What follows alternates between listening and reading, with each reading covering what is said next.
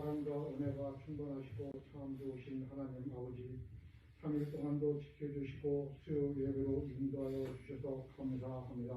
아멘. 하나님 아버지, 저희들의 연약함을 주님께서 사랑의 손길로 붙들어 주시고 그 연약함에 강건해지도록 해주도록 은혜를 더하여 주시옵소서. 아멘. 긴 코로나로 인하여 힘들고 지친 가운데 있습니다. 주님의 능력으로 건강을 지킬 수 있도록 도와주시고 하루속히 종식되어 일상을 찾을 수 있도록 도와주시옵소서. 아멘.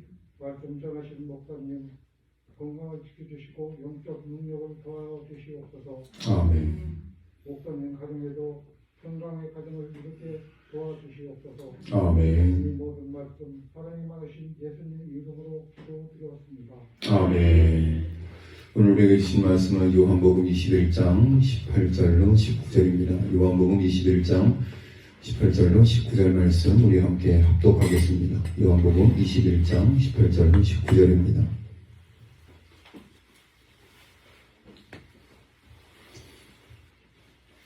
우리 함께 읽겠습니다. 합독하겠습니다. 시작. 내가 진실로 진실로 내게 이르노니 내가 젊어서는 스스로 띠뛰고 원하는 곳으로 다녔거니와 늙어서는 내 팔을 벌리리니 남이 내게 띠띠우지 아니하는 곳으로 데려가리라. 이 말씀을 하심은 베드로가 어떠한 죽음으로 하나님께 영광을 돌릴 것을 가리키심이로라. 이 말씀을 하시고 베드로에게 이르시되 나를 따르라 하시니 아멘. 할렐루야. 우리 앞에 자원의 성도랑 인사하겠습니다. 3일 동안 평안하셨습니까? 잘 지내셨습니까? 반갑습니다. 고맙습니다. 오늘 설교는 살아도 죽어도 주를 위하여 라는 제목입니다. 살아도 죽어도 주를 위하여 라는 제목. 아마 우리 옛날 선배 목사님들이 일사각오의 마음으로 목회하셨던 그 마음, 그런 신앙으로 한번 되돌아가보자 하는 마음으로 함께 말씀을 나누려고 합니다. 순교는 나의 원함을 포기하고 주님의 원함을 따르는 것이다. 순교는 나의 원하는 것을 포기하고 주님이 원하는 것을 따르는 것이다. 여러분, 설교의 핵심입니다. 순교는 뭐예요? 내가 원하는 거 포기하고 주님이 원하시는 것을 따르는 것. 그것이 바로 뭐예요? 순교예요. 여러분, 우리의 목숨을 내는 것도 순교지만 우리 성도들이 내가 원하는 것을 포기하고 하나님이 원하는 삶을 사는 것도 순교적 삶을 사는 것입니다.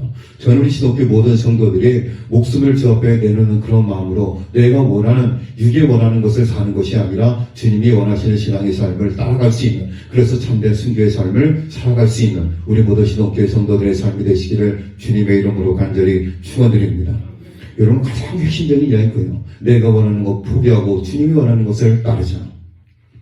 오늘 초등학교에서 학생들에게 생각하는 훈련을 키울 수 있도록 문제를 하나 냈습니다. 문제에는 기형적으로 큰 머리와 나뭇가지처럼 양이 8다리를 가진 아이가 남노한 옷차림으로 땅에 떨어진 음식 부스러기를 주워 먹는 사진과 함께 나와 그림 속의 아이와 비교해보라. 그리고 내가 얼마나 행복한 사람인지 설명해보라. 라는 질문이 있습니다. 초등학교 학생들에게 낸 질문이 그거예요. 그림이 이렇게 있습니다. 그 그림에는 머리가 크고 팔다리는 야이고 남는 옷을 입은 아이가 음식 부스러기를 바닥에 떨어진 것을 주워 먹고 있는 거예요. 그러면서 나와 그리고 그 그림 속에 있는 아이를 비교하면서 그리고 내가 얼마나 행복한 사람인지 설명해봐라. 이게 질문입니다. 선생님은 학생들이 행복한 가정과 풍요로운 삶에 대한 감사의 마음을 표현할 것으로 기대했습니다. 그 아이와 비교해보니 저는 정말 행복합니다. 나는 정말 풍성한 삶을 살고 있었군요. 제가 원망하고 불평했는데 저는 정말 행복한 인생이었습니다. 이런 답을 기대하면서 그 질문을 한 겁니다. 그런데 한 아이가 적어낸 대답을 보고 선생님이 깜짝 놀랐습니다. 그 아이가 뭐라고 썼냐면 남의 아픔을 보고 내가 얼마나 행복하지 않은 것은 좋지 않습니다. 그들의 아픔을 해결해주고 같이 잘 먹고 잘 살아야 될 것입니다. 이 아이의 대답을 보고 선생님이 깜짝 놀랐어요. 선생님이 기대한 답변이 아니었어요. 나보다 불행한 삶을 살아가는 사람과 나를 비교하면서 내가 행복을 느끼는 것은 옳지 않습니다. 우리 인생은 그들의 아픔이 무엇이고 어떻게 해야지 그들의 아픔을 해결해 줄 수 있는 것인지, 그리고 같이 잘 먹고 잘 살 수 있는 방안이 무엇인지를 생각하는 것이 올바른 생각입니다. 그 초등학생의 답변이 우리에게 큰 울림을 줄 수 있다는 거예요. 코로나19를 당하면서 다른 교회에 비교해서 우리 교회가 좀 더 안정된 목회를 진행하는 것을 바라보면서 마음에 위로를 받는 것, 그건 잘못됐다는 거예요. 어느 순간에 그런 모습이 저 안에도 있었다는 거예요. 한국 교회 안에 또 우리 성도들의 삶 가운데, 세상 사람들의 삶 가운데 나보다 더 불행한 삶을 살아가는 삶을 통해서 상대적인 행복감을 느끼는 것, 그건 잘못됐다는 거예요. 행복감을 느끼는 것은 옳지 않습니다. 그들의 고통과 그들의 아픔, 그들의 어려움을 어떻게 하면 해결해 줄 수 있을지, 그리고 함께 살 수 있는 방안이 무엇인지를 생각하는 것이 올바른 태도다라는, 저는 우리나라가 그런 나라가 되었으면 좋겠어요.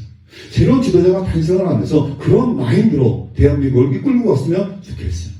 불행하고 힘들고 어렵게 살아가는 국민들에게 정말 필요한 것이 무엇인지, 그들의 아픔을 해결할 수 있는 방안이 무엇인지, 그것을 연구하고 고민하고, 그래서 정말 살만한 세상으로 만들어갈 수 있는 그런 세상이 되었으면 좋겠습니다.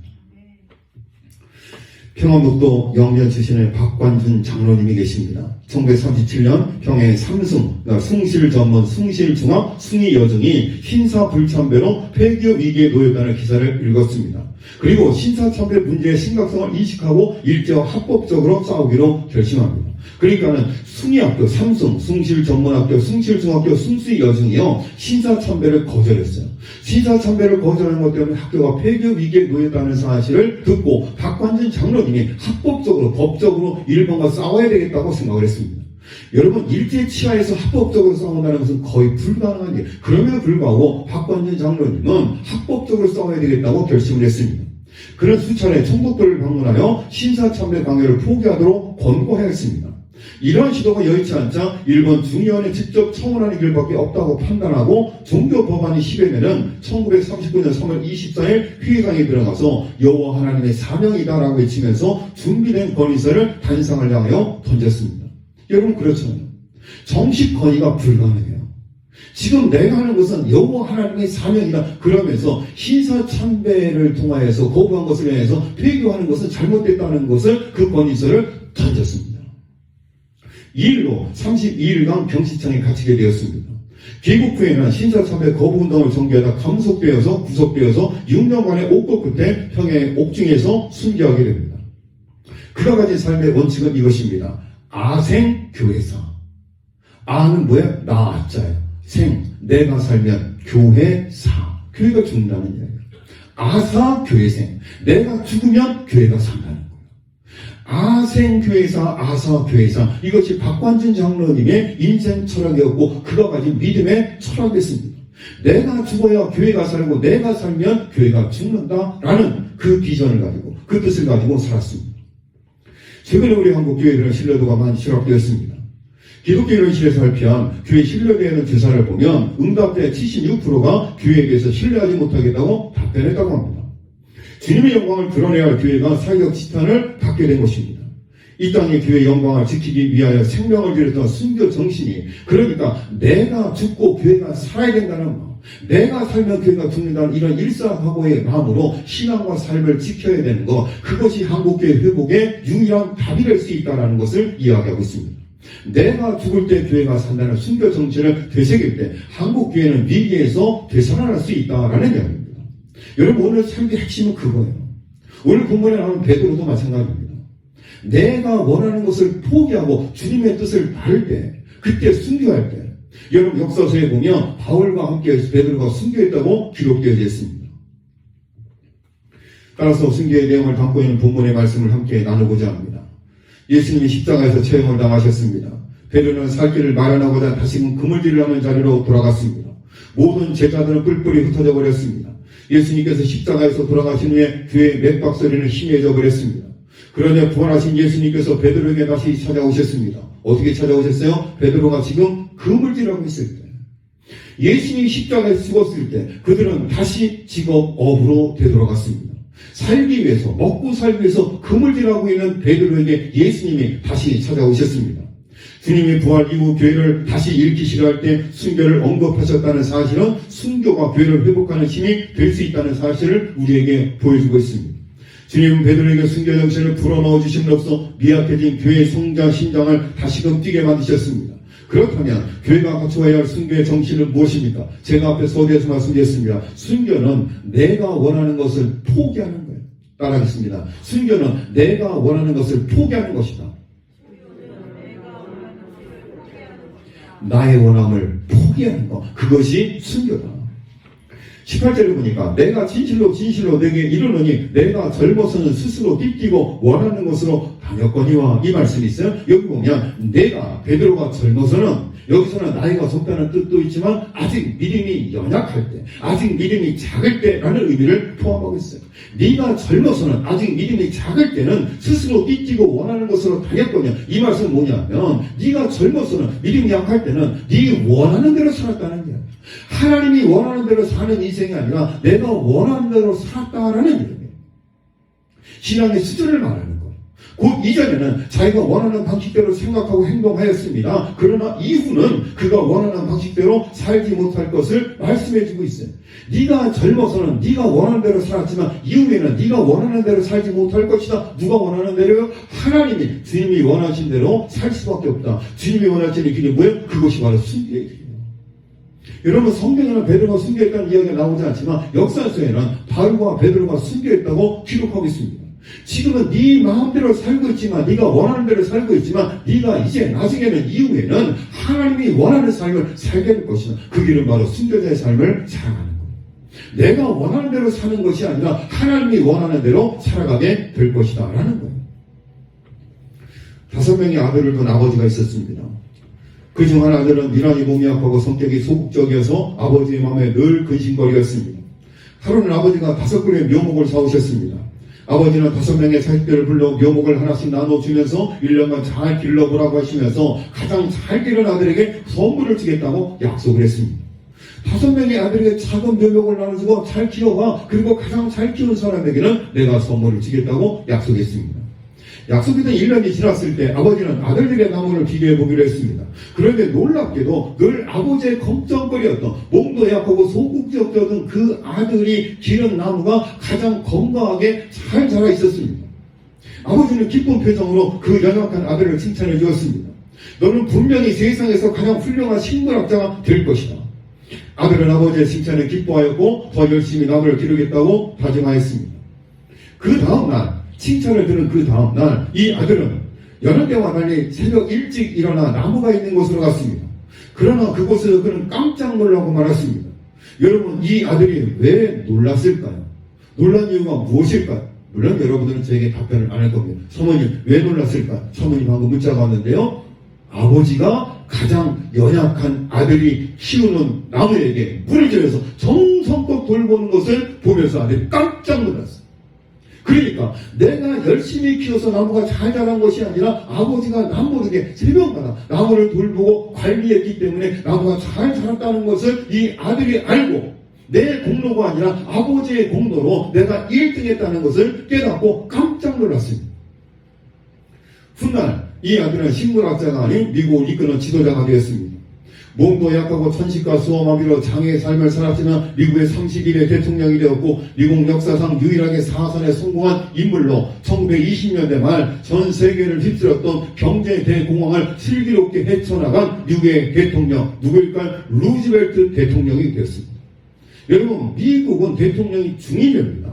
한 번 해먹고, 2번 해먹고, 3번 해먹고, 4번 해먹고, 해먹을 때까지 해먹는 거예요. 이게 대통령 중인이에요. 한 번 하고, 2번 하고, 3번 하고, 4번 하고. 능력되면 계속 하는 거예요. 그런데 미국 역사상 유일하게 4번 연속 대통령이 됐습니다. 그 대통령이 누구예요? 프랭클린 루즈벨트 대통령.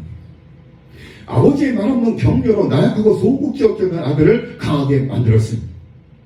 때로 한마디의 격려 위로 엄청난 에너지와 힘을 만들어낼 수가 있습니다.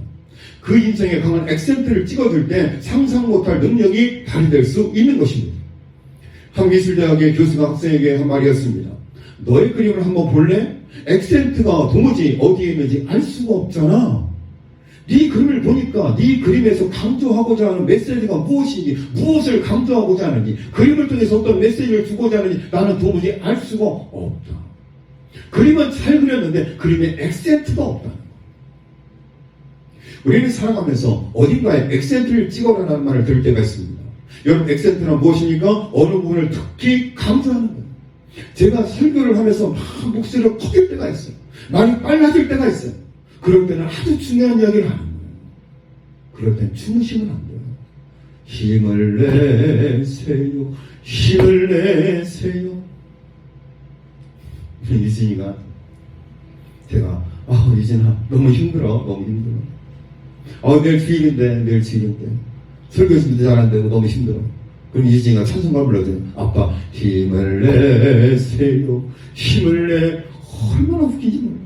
아빠 힘을 내래요. 사랑하시는 우리 성도님, 힘을 내세요. 힘을 내세요. 주님이 여러분과 함께 하시죠. 액센트를 어디에 찍느냐에 따라서 전체의 모양과 느낌과 질감이 확연히 달라질 수 있어요. 예수님의 학교를 예배하고 준비한 세례 요한이 강조한 액센트는 무엇입니까? 세례 요한이 하는 말과 행동과 사역의 액센트는 오직 예수 그리스도. 세례 요한은 예수님의 학교를 예배하기 위해서, 예수님을 드러내기 위해서, 예수님의 사역을 준비시키기 위해서 나는 이름도 없이 역사의 대학교는 총총총 사라져도 괜찮다는, 왜요? 예수 그리스도만 드러날 수 있다면 나는 죽어도 좋다는 이야기. 순교는 나의 원하는 것을 포기하고 내려놓고 예수님에게 내 인생의 액센트를 찍는 거예요. 우리 시독교회 모든 성도들의 인생의 액센트는 오직 예수 그리스도가 되시기를 주님의 이름으로 간절히 축원드립니다. 두 번째 마지막으로 순교는 뭐예요? 첫 번째는 나의 원함을 포기하는 것이고, 두 번째 순교는 뭐예요? 주님의 원하시는 것을 따르는 거예요. 베드로가 젊었을 때는 내가 원하는 대로 살았어요. 내 기분대로 살았어요. 내 고집대로 살았어요. 그런데 그가 결국에 순교하게 되는데 그 순교의 마지막 정점은 뭐냐면 내가 원하는 것을 포기하고 주님이 원하는 것을 따르는 거예요. 본문에 보니까 늙어서는 내 팔을 벌리리니 남이 내게 띠띠우고 원하지 아니하는 것으로 데려가리라.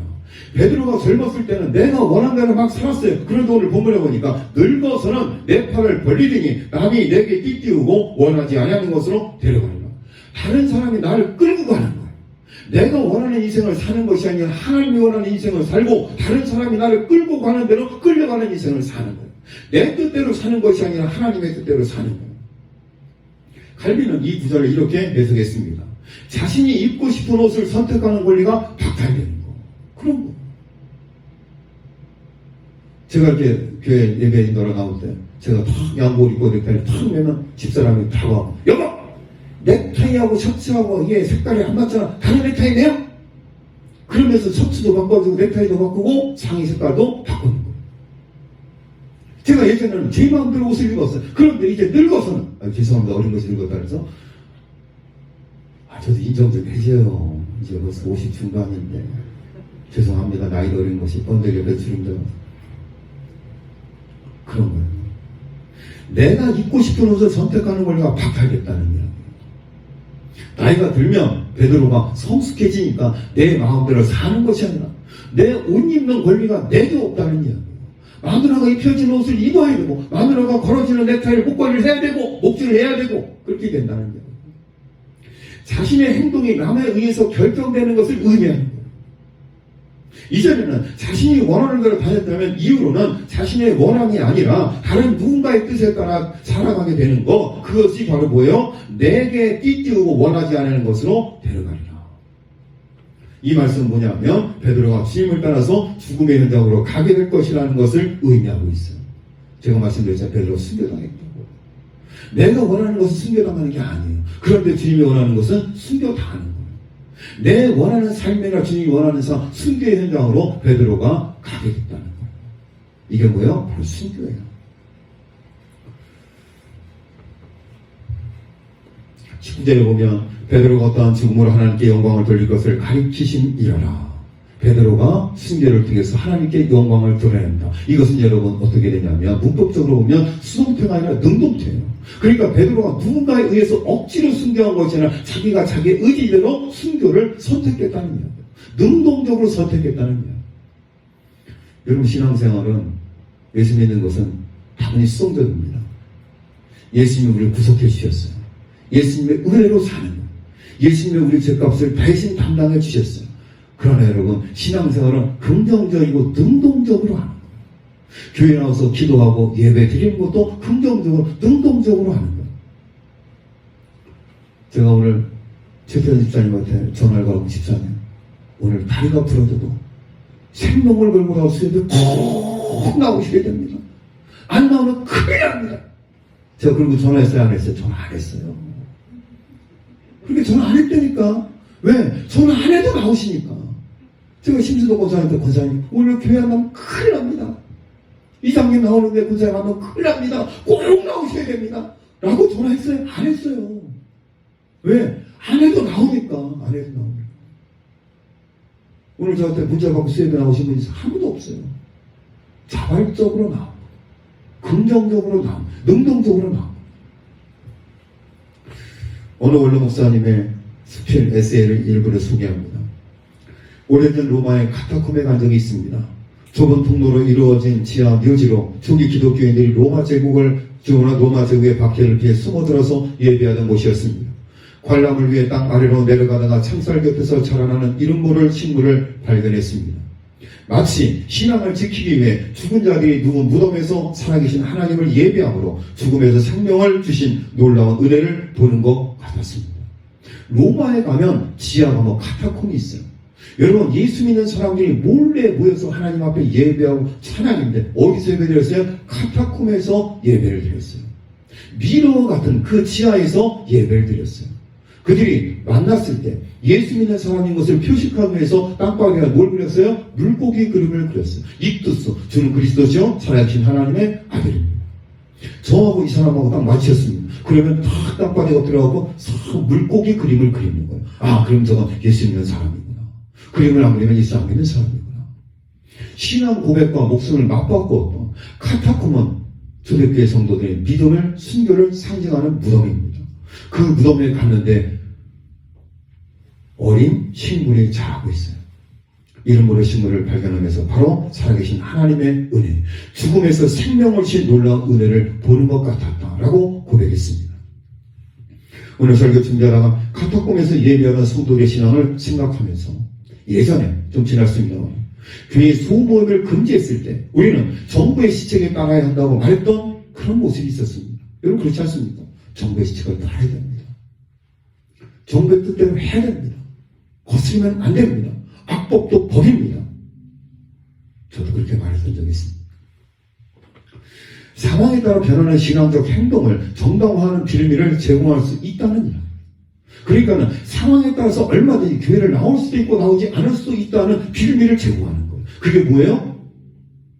나라의 법을 따라야 된다는 거예요. 여러분, 나라의 법을 따라야 된다는 대전제를 세워놓고 나면 교회 나와서 예배 드리지 않아도 괜찮은 거예요. 왜요? 다 그렇게 예배를 안 드리니까. 대면 예배를 드리지 않아도 되는 거. 왜요? 나라에서 그렇게 하니까. 악법도 법이니까. 정부의 시책을 따라야 되니까.